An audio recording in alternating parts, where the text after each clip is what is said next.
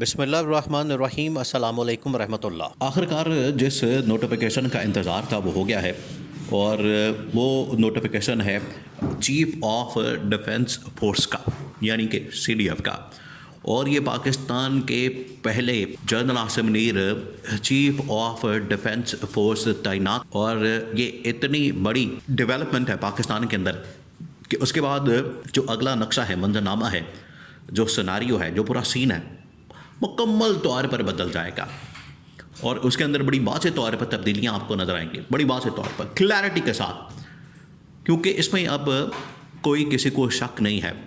اس کے اندر اب کسی قسم کی رتی برابر بھی ڈاؤٹ نہیں ہے کہ یہ پچھلے 3 سال کے اندر جو کچھ ہو رہا ہے، اس میں خاص طور پر جو بہت بڑا ٹرننگ پوائنٹ آیا، ٹرننگ پوائنٹ آپ جس کو کہہ لیں، وہ تھا پاکستان اور انڈیا کے درمیان جنگ۔ پاکستان اور انڈیا کے درمیان جو جنگ ہوئی، اس میں ٹھیک ہے پاکستان نے بڑی کامیابی حاصل کی، پاکستان کے ایئر فورس نے بڑا کمال قسم کا، زبردست قسم کی انہوں نے جو کام کیا، اور انہوں نے پکڑ کے جو انڈیا کو جس طریقے سے دھول چٹائی، انڈیا کو جس طریقے سے انہوں نے مارا، انڈیا کے جس طریقے سے انہوں نے بھرکس نکالا انڈیا کے جہازوں کا، اور انڈیا کی جو حالت کی، اس میں تو پوری پاکستانی قوم اپنی فوج کے ساتھ ہے، لیکن اس کے نتیجے میں اس کے جو بعد چیزیں سامنے آئی ہیں وہ بڑی حیران کن ہے، اور اس کے بعد جو چیزیں سامنے آئی، اس میں جو سب سے بڑی ڈیولپمنٹ ہوئی ہے وہ یہ کہ جو پاکستان کی ملٹری کمانڈ ہے، یا پاکستان کی جو فوج ہے، پاکستان کے جو اوپر کی اس وقت ٹاپ براس ہے، اس کو مکمل طور پر چینج کر دیا گیا، اس کا سٹرکچر، اس کی کمانڈ، اس کے اندر عہدے، اس کے اندر کمانڈ کی سسٹم، اس کے اندر ہائرارکی مکمل طور پر تبدیل کر دی گئی ہے۔ اب جو عہدہ کریٹ کیا گیا، دیکھیں اب آپ نے 2-3 چیزیں، یہ بڑا سینسٹیو قسم کا ٹاپک ہے، بہت سینسٹیو ہے، کیونکہ ڈائریکٹلی ڈیل کرتا ہے پاکستان کی ٹاپ ملٹری کمانڈ کی طرف، اور اب یہ جو اہم ترین تعینات کی اہم ترین ڈیولپمنٹس، ایک اس میں جو بڑی چیز ہوئی، آپ پہلے اس کو سمجھیں، پورا سین سمجھنا آپ نے،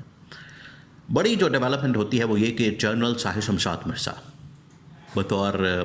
chairman joint chiefs of staff committee, جو کہ 4 اسٹار جنرل، وہ ریٹائر ہو گئے۔ اب ریٹائر ہونے کے ساتھ ہی ایک تو وہ خود بذات خود ریٹائر ہو گئے، اور دوسرا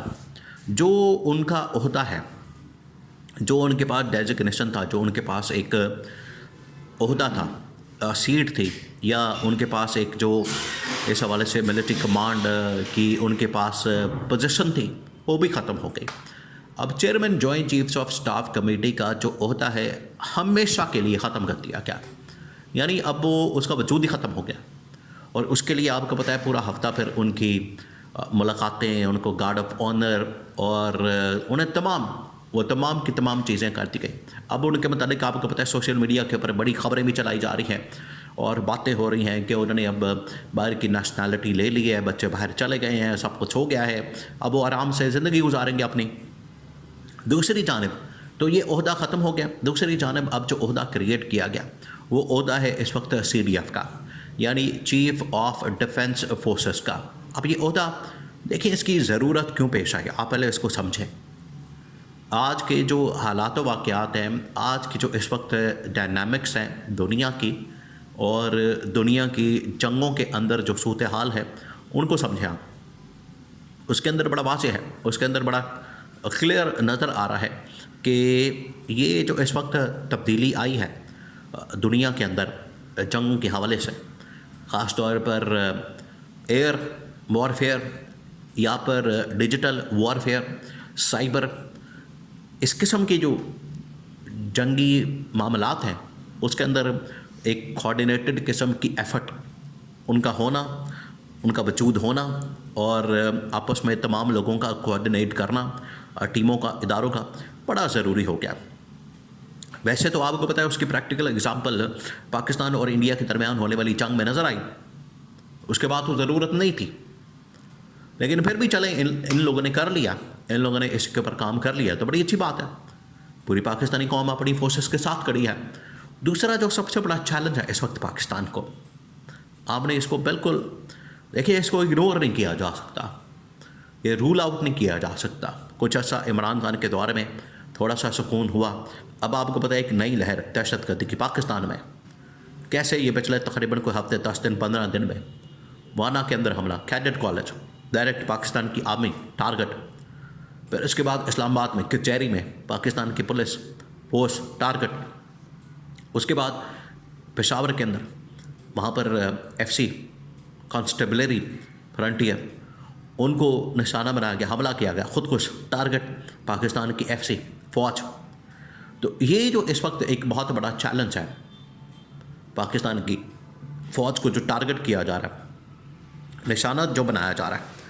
یہ جو چیلنج ہے یہ نو ڈاؤٹ ایک بہت بڑا. اور اب پاکستان کی فورسز کے اوپر, پاکستان کی فوج کے اوپر ڈائریکٹ حملے کیے جا رہے ہیں. یہ بڑا خوفناک قسم کا ایک نئی لہر سامنے آئی, اب اس کا مقابلہ کر رہا ہے. تو یہ جو سارا کچھ کیا گیا جس کے اوپر دیکھیں, ہر جو چیز ہوتی ہے ڈیولپمنٹ ہوتی ہے اس کے پازیٹیو اور نیگیٹو ہوتے ہیں. ایک طرف تو ٹھیک ہے انہیں چیف آف ڈیفنس فورس بنا دیا گیا ہے اور اس کی وجہ سے تمام جو پاکستان کی مسلح افواج ہیں, آرمڈ فورسز ہیں, جس کے اندر اے فورس ہے, جس کے اندر نیوی ہے, پاکستان کے انٹیلیجنس کے ادارے ہیں, اسٹریٹجک کمانڈ ہے, ایٹم بم ہے, اور جوہری اثاثے ہیں, وہ تمام کے تمام اب ان کی کمانڈ میں چلے گئے, ان کی انڈر چلے گئے ہیں, ان کے ماتحت چلے گئے ہیں. نمبر 2 یہ کہ اس وقت جو ایک چیلنجز ہیں ڈپلومیٹک عالمی سطح کے اوپر پاکستان میں سیکیورٹی خطے کے اندر حالات و واقعات, وہ بھی ڈیمانڈ کرتے تھے. لیکن اب ہوگا کیا, اس کو پاکستان میں اثر میں دیکھا جا رہا ہے پولیٹیکل اینگل سے. یہ بڑا اہم ترین نقطہ ہے. اگر آپ اس کو ملٹری پوائنٹ آف ویو سے دیکھیں گے, ٹھیک ہے, آپ ان کو جسٹیفائی کر لیں گے کہ ٹھیک ہے یہ ضرورت ہے, وقت کی کام چاہیے, ناگزیر ہے, یہ ہونا چاہیے. اگر ملٹری پوائنٹ آف ویو سے دیکھیں گے تو آپ اس کو جسٹیفائی کر لیں گے. لیکن اس کے اندر ظاہری بات ہے پاکستان کے اندر جب بھی اسٹیبلشمنٹ فوج کے متعلق بات ہوتی ہے تو ڈائریکٹ اس کا لنک اسٹیبلش ہو جاتا ہے پاکستان کی سیاست سے. تو اگر آپ اس کا پھر پولیٹیکل اینگل دیکھیں کہ اتنی طاقت, اتنی پاور, اتنی اتھارٹی وہ اب ان کے پاس کچھ بھی ہے, وہ ایک قسم کے وہ بڑے ہی پاورفل, طاقتور, اور ان کے پاس تمام کے تمام مسلح افواج فورسز اور اسی طرح سے تمام کے تمام ادارے, باقی گورنمنٹ, تمام لوگ وہ کنٹرول میں ہیں. آلریڈی ان کے متعلق یہ ایک امپریشن پایا جاتا ہے کہ الیکشن سے لے کے آج تک جتنا سب کچھ ہوا ہے, یہ جو پورا سیٹ اپ نظام اور باقی چیزیں بنائی گئی ہیں, یہ آخرکار اسٹیبلشمنٹ کی مرہون منت ان کی وجہ سے یہ سب کچھ ہوا, یہ تمام چیزیں. تو یہ پھر یہ جو تاثر ہے, یہ جو امپریشن ہے وہ اور زیادہ پکا ہو جاتا ہے, مضبوط ہو جاتا ہے. تو اب دیکھنا یہ ہے کہ پاکستان میں صحیح معنوں میں, یا پھر آپ پاکستان میں یہ عمران خان کو آزاد کریں, رہا کریں, ملک کے اندر نیا سیٹ اپ, نیا نظام جو کہ ڈیلیور کر سکیں. یہ بھی اب ان کے اوپر آ گیا ذمہ داری ان کے فرائض میں کہ ایسا نظام آپ نے قائم کرنا ہے, اس قسم کا سسٹم اور سیٹ اپ جو کہ صحیح معنوں میں عوامی ہو اور وہ ڈیلیور بھی کر سکے.